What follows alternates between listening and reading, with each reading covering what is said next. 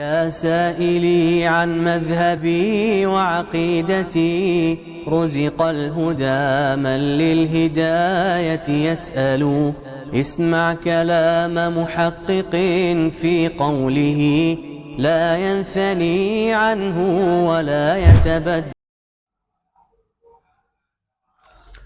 الحمد لله وحده والصلاة والسلام على من لا نبي بعده أما بعد قال الله تعالى أصبح من عبادي مؤمن بي وكافر فأما من قال مطرنا بفضل الله ورحمته فذلك مؤمن بي وكافر بالكواكب وأما من قال مطرنا بنوع كذا وكذا فذلك كافر بي ومؤمن بالكواكب.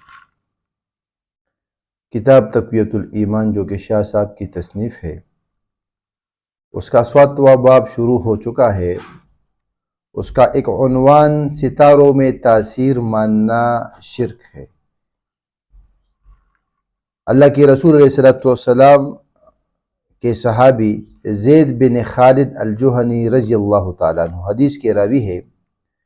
اس حدیث کو امام بخاری رحمہ اللہ نے کتاب الاذان میں نقل کیا ہے، حدیث نمبر 846، اور صحیح مسلم کی حدیث ہے کتاب الایمان حدیث رقم 125، یعنی صحیح مسلم میں اس کا نمبر شمار 125 ہے اور صحیح بخاری میں اس کا نمبر شمار 846 ہے۔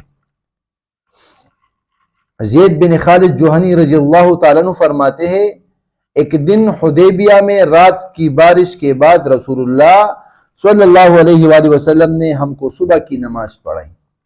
نماز سے فارغ ہو کر لوگوں کی طرف متوجہ ہو کر فرمایا، جانتے ہو تمہارے رب نے کیا کہا؟ صحابہ نے جواب دیا کہ اللہ اور اس کا رسول خوب جانتا ہے۔ تو اللہ کے رسول علیہ السلام نے کہا، اللہ رب العالمین نے فرمایا کہ میرے بندوں نے صبح کی اس حالت میں کہ کچھ تو مومن تھے اور کچھ کافر تھے، یعنی کچھ لوگوں نے ایمان کی حالت میں صبح کی اور کچھ لوگوں نے کفر کی حالت میں۔ اور کفر اور ایمان کس اعتبار سے؟ جس نے کہا اللہ تعالیٰ کے فضل و کرم سے اور اس کی رحمت سے بارش ہوئی، وہ مجھ پر ایمان لائے اور تاروں کے ساتھ کفر کیا، یعنی یہ لوگ مجھ پر ایمان لانے والے ہیں کیونکہ تاثیر کو میری طرف منسوب کیا، بارش کو میری طرف منسوب کیا، اور میں ہی خالق و مالک ہوں۔ اور جس نے کہا کہ فلاں فلاں تارے سے بارش ہوئی، اس نے میرے ساتھ کفر کیا اور تاروں پر ایمان لایا۔ کچھ لوگ زمینی چیزوں میں تاثیر مانتے ہیں، ان میں سے ایک تاثیر وہ ستاروں کی تاثیر ہے کہ فلاں ستارے کی وجہ سے بارش ہوتی ہے، فلاں ستارے کی وجہ سے بارش ہوتی ہے، اللہ کی طرف سے وہ منسوب نہیں کرتے۔ تو اللہ فرماتے ہیں اس نے میرے ساتھ کفر کیا اور تاروں پر ایمان لایا، یعنی جو شخص کائنات میں مخلوق کی تاثیر سمجھتا ہے اسے حق تعالی اپنے منکروں میں شمار فرماتا ہے کہ وہ ستارہ پرست ہے، اور جو یہ کہتا ہے کہ سارا کارخانہ اللہ تعالیٰ کے حکم سے چل رہا ہے اس کا مقبول بندہ ہے، ستارہ پرست نہیں۔ معلوم ہوا کہ نیک و بد ساعتوں کے ماننے، اچھے برے تاریخوں کے یا دن کے پوچھنے اور نجومی کی بات پر یقین کرنے سے شرک کا در کھلتا ہے، کیونکہ ان سب کا تعلق نجوم سے ہے، اور نجوم کا ماننا ستارہ پرستوں کا کام ہے۔ ان کا تعلق نجم ستارے کو کہتے ہیں اور نجوم اس کی جمع ہے، یعنی وہ لوگ جو اس علم کی تاثیر کو مانتے ہیں اور اس پر ایمان لاتے ہیں تو یہ مشرک اور کافر ہے۔ اسی طرح نجومی، ساحر اور کاہن یہ کافر ہے۔ امام رزین رحمہ اللہ اپنی کتاب میں، اور اسی طرح مشکات المصابیح میں ایک روایت ہے کتاب الطب باب الکہانت حدیث رقم 5604، حدیث رقم 5604 مشکات کی کتاب میں ہے۔ سیدنا عبداللہ ابن عباس رضی اللہ تعالیٰ عنہما حدیث روایت کرتے ہیں، اللہ کے رسول علیہ السلام نے کہا، جس نے علم نجوم کا کوئی مسئلہ سیکھا بغیر ایسی صورت کے جو اللہ تعالیٰ نے بیان کی ہے تو اس نے جادو کا ایک حصہ سیکھا، یعنی اللہ نے اس پر کوئی دلیل نازل نہیں کی، کوئی حجت قائم نہیں کی، اور اس نے علم نجوم میں سے وہ سیکھا تو اس نے جادو سیکھا۔ جادو کا ایک حصہ۔ نجومی کائن ہے اور کاہن جادوگر ہے اور جادوگر کافر ہے۔ المنجم کاہن والکاہن ساحر والساحر کافر، یعنی قرآن پاک میں تاروں کا بیان ہے کہ ان سے اللہ تعالیٰ کی قدرت و حکمت معلوم ہوتی ہے، ان سے آسمان کی خوبصورتی ہے اور ان سے شیطان کو مار مار کر بھگا دیا جاتا ہے۔ یہ بیان نہیں کہ انہیں کارخانے قدرت میں دخل ہے، یعنی ستاروں کا اللہ کے قدرت میں کوئی دخل نہیں، زمین و آسمان میں تاثیر میں کوئی دخل نہیں، صرف 3 چیزوں کے لیے اللہ رب العالمین نے ان کو پیدا کیا۔ دنیا کی بھلائی و برائی میں ان کا کوئی اثر نہیں۔ اب اگر کوئی تاروں کے پہلے فوائد کو چھوڑ کر یہ کہے، یعنی ستاروں کے 3 فائدے ہیں۔